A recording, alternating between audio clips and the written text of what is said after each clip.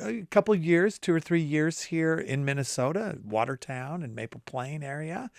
Yeah, my earliest memories are actually here in Minnesota, right? The very first memories I have, which are not detailed, they're not intense, but right, Sure. they're just images that you have, and they're the first ones that I can recall. You're here in connection with the touring production of The Notebook, the musical adaptation of your novel. I'm curious how this all came together, how you were contacted by the folks saying, we want to adapt this for the stage. It took a while to work out the deal. Sometimes they do, and there was an issue with whether or not they could even get the rights to the Notebook. It was very interesting.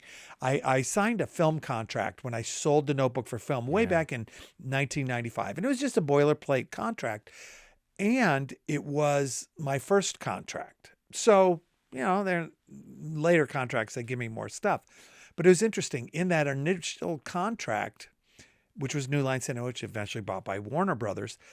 I did maintain the stage rights. So they're mine to sell. Okay. They don't do that anymore, but I can still get them. But okay. So I got the stage rights. But New Line Cinema and then Warner Brothers got the rights to the music.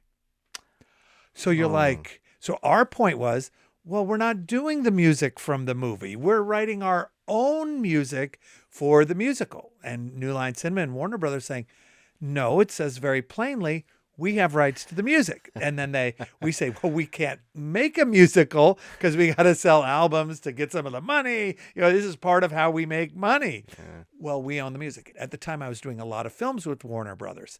And so I was saying, look, I don't want to go to court and sue you guys for this. And they're like, we don't want to go to court and fight or sue you either. So it was a really big deal just to get the rights. Mm, And this became kind of like a higher end decision, like a CEO level decision, because nobody at these mid levels they're willing to sign off on this because it might set a precedent, right. right? And then oh wait, he gets the music right. Yeah. It could cause no one wanted to make it.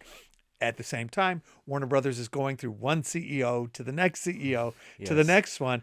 And so this decision is not getting made for a year, for another year, for another year. Eventually, all that came about.